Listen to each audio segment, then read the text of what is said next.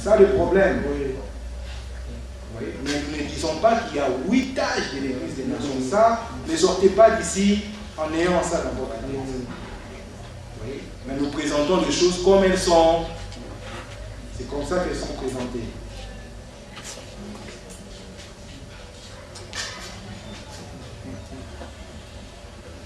La couleur de la colonne de feu et pourquoi cette couleur?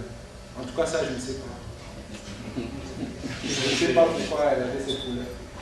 Mais je sais seulement qu'on a vu qu'elle avait cette couleur-là. Et j'ai dit que la colonne de feu, c'est l'ange du Seigneur.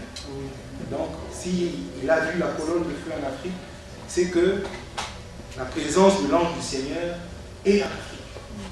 La présence de l'ange du Seigneur est en Afrique. Vous voyez? Et il y avait une autre question. Est-ce que le cri des nuits a été lancé? Et qui est-ce? J'ai répondu à cette question en disant que le cri des nuits a commencé en 2005. Donc il y a des temps prophétiques. Le temps du soir a duré depuis l'annonce de la proclamation du message du frère Branham jusqu'en 2005. Et le cri des nuits a retenti en 2005. Le cri des nuits a retenti en 2005. Je ne sais pas combien d'années ça prendra. Mais je sais que le Seigneur revient bientôt. Et le frère Branham disait que l'âge de la Odyssée sera l'âge la plus courte. Vous savez ça? Oui. Or, l'âge la plus courte, c'est l'âge d'Éphèse.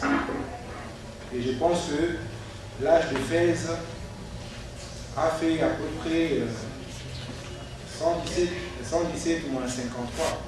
Les chiffres que vous aurez, c'est ça la durée. 117 moins 53. Je crois que c'est 47 plus 17. Ça donne 116. 116 ou 115. Donc, si nous croyons à cette déclaration de frère Branham, l'âge de la Odyssée ne dépassera pas 116 ans. Donc, vous voyez, l'âge de la Odyssée a commencé en 1906. Maintenant, nous sommes en 2008, donc c'est déjà 102 ans que l'âge de la Odyssée existe. Or, le frère Branham dit que ça sera l'âge la plus courte.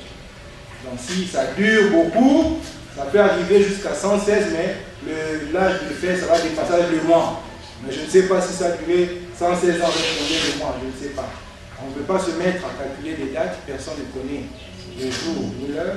Mais les temps, l'époque, nous les connaissons. Parce que ça a été annoncé. C'est ce qui est très important. L'époque, c'est le cri des minuit. Or, si 2005, minuit a sonné, l'horloge circule. On n'est pas peut-être toujours à minuit. Peut-être on est minuit 30 ou 1h du matin. Qui sait? Parce qu'à 3h, ça sera le chant du coq. À 3h, ça sera le chant du coq. Ça ne sera plus le cri des minuit. Je ne sais pas si Dieu va envoyer encore un autre messager. Je ne sais pas. C'est le ministère de l'épouse. C'est l'épouse qui sera le messager à l'époque le chant du corps. C'est ça, c'est le ministère de l'épouse. J'ai une question. Mais il y a une question que tu avais posée. Par rapport à ce que vous venez de dire, on n'est pas près de l'idée. Que le coq chante 3 heures et le réveil minuit. Et le naturel nous montre que souvent on se réveille quand le coq chante. Mais nous sommes réveillés spirituellement à minuit. Alors je voulais un peu comprendre ce mystère. Oui, je pense que le mystère, je crois que le frère va déjà parler. C'est le grand réveil de l'épouse, le ministère de l'épouse. Mais à minuit, ce n'est pas le réveil de l'épouse. Minuit, c'est le réveil des vierges. J'insiste là-dessus. Mais le chant du coq, c'est seulement l'épouse qui se réveille. Là maintenant, le 5 vierges sages qui se décale des autres folles. C'est ça le mystère. Le chant du coq là, plusieurs ne l'ont pas entendu. Et comme le cri de minuit, beaucoup ne l'ont pas entendu. C'est comme l'expliquais ce matin. C'est la pyramide qui s'est rétrécie. Vous voyez? Dieu a pris le premier filtre avec frère Branham. La pyramide s'est rétrécie. Un deuxième filtre avec frère Franck. La pyramide s'est rétrécie encore. Les gens ont rejeté son ministère. Et le troisième filtre, le cri de minuit, les gens ont rejeté en bloc. Mais le quatrième filtre, ça sera le ministère de l'épouse. Je ne sais pas ce qui va se passer. Je ne sais pas quelle sera la révélation de l'époque. Mais moi, j'ai toujours relié ça à Apocalypse 10. Ça n'engage que moi. C'est futur. J'ai toujours lié ça à Apocalypse 10. Le ministère de l'épouse. Parce que dans Apocalypse 10, nous voyons Jean avaler le livre. Après la révélation, lorsque la révélation de septième ange l'a fait entendre sa voix, on dit Jean a avalé les livres et c'était pour annoncer l'évangile dans le monde. Vous voyez ça? Oh, le chant du coq, ça porte le réveil pour annoncer le témoignage dans le monde. Et c'est ça même le troisième pouls dont frère Branham a dit. Vous voyez, le frère Branham rattachait aussi le troisième pouls dans cette expérience-là. Donc, nos amis tonnéristes étaient un peu pressés. Ils étaient vraiment pressés. Ils ont mis les charrues avant le bœuf, ils ont compliqué le peuple. Et c'est vraiment de la complication.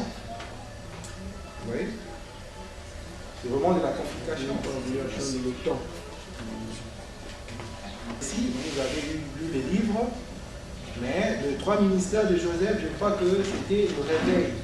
Hein? Pourquoi on n'a pas dit qui fait le réveil? Tu as dit que j'ai cité frère Branham, j'ai cité frère Franck. Pourquoi je n'ai pas dit? Tu sais que ça faisait partie de l'introduction de mon livre. Je voulais d'abord présenter au peuple de Dieu qu'il y a des types dans la Bible. Hein? Parce que toujours on a présenté frère Franck comme étant Joseph, qui vient dans la nourriture, mais j'ai présenté cet aspect-là, que Joseph n'avait pas seulement un seul ministère qui s'était manifesté, il y avait tous les trois ministères qui s'est manifestés. Vous voyez? Et si tu lis bien, tu verras que j'ai cité les noms plus tard.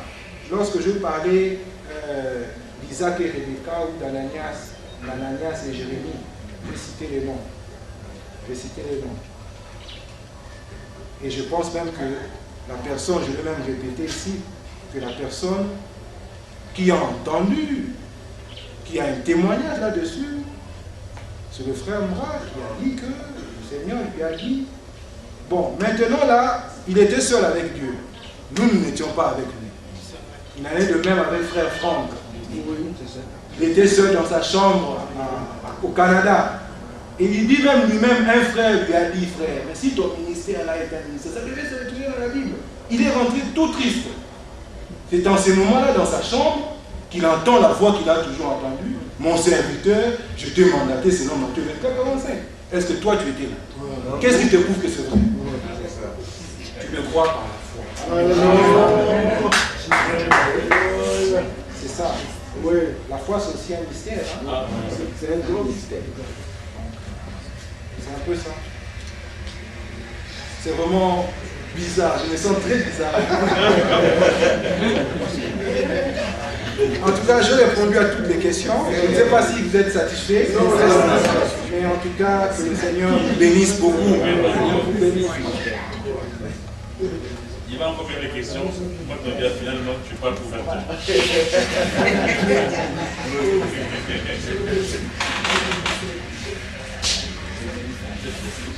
Qui n'ont pas pu poser leurs questions, on verra ça après, on a eu le temps.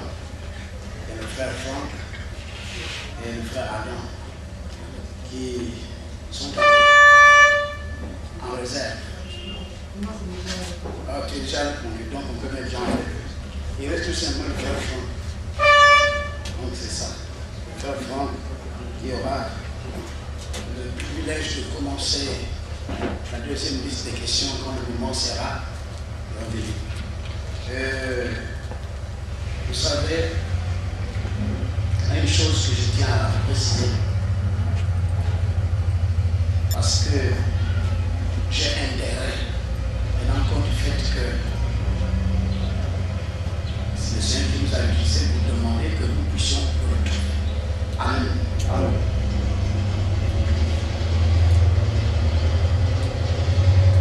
Nous n'avons pas besoin d'avoir le regard focalisé sur un homme.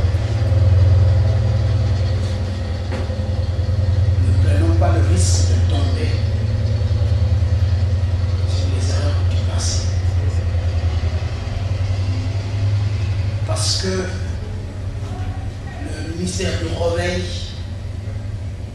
nous a démontré que dans le message, on a cultivé le culte de la personnalité, l'idolâtrie. Ce sont des choses à combattre. Alors on ne peut plus reprendre les mêmes choses en combattant. Ça ne tiendra pas. Parce qu'on ne peut pas utiliser les armes de l'ennemi pour combattre l'ennemi. La question sur le 8e messager a provoqué beaucoup de remue dans cette ville, au travers des frères et beaucoup de serviteurs de Dieu. Il y a eu déchirement à tel point que les gens nous ont quittés. Ceux qui m'appellent frère, qui m'aiment le peuple, même ce matin, frère, j'ai reçu l'invitation, mais pour cette première manière, première invitation, première promotion, je ne viens pas. J'ai des raisons, je te dirai plus tard. Mais tu sais, frère, moi je t'aime beaucoup. Je te porte dans le cœur.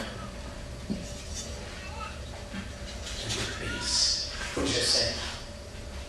Même s'il ne se dévoile pas, je connais pourquoi. Des gens qui m'écrivent, qui me disent les mêmes choses. Parce que je prie position sur ce qui concerne le réveil.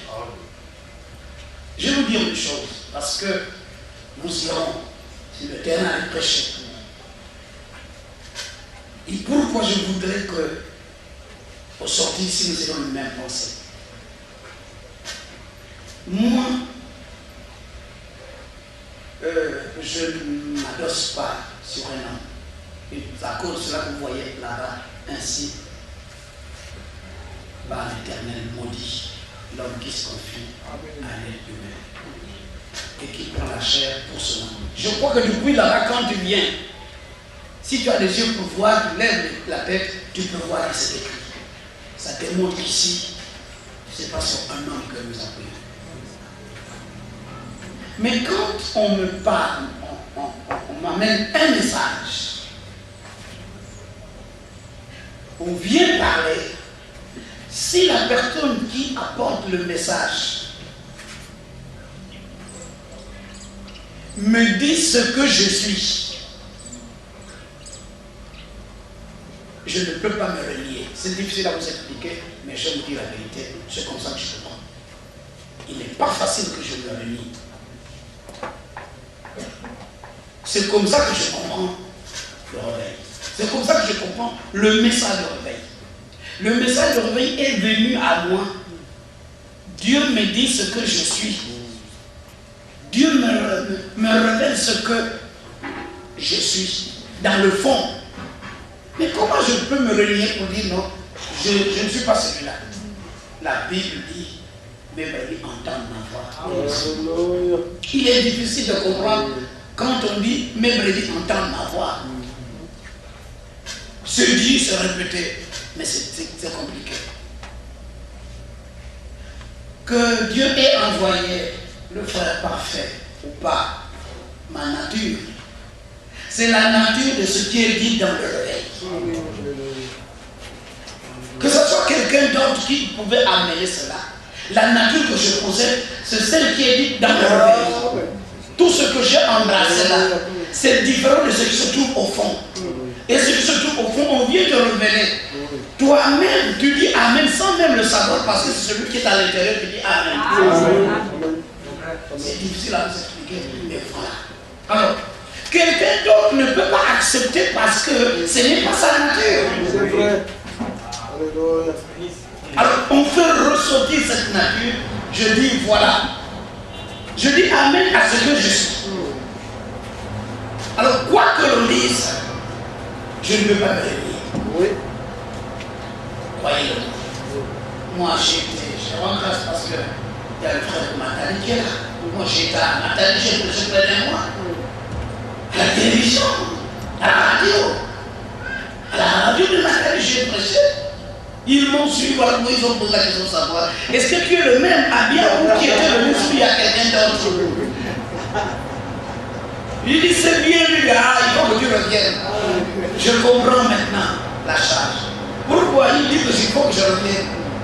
j'ai semé là-bas ce qui était faux. Mais je dois aller reparler. Il y a d'autres personnes peut-être qui ont cru à ce qui n'était pas juste à cause de moi. Maintenant, comme ma nature a été révélée, lavée et mise encore, je dois rapporter.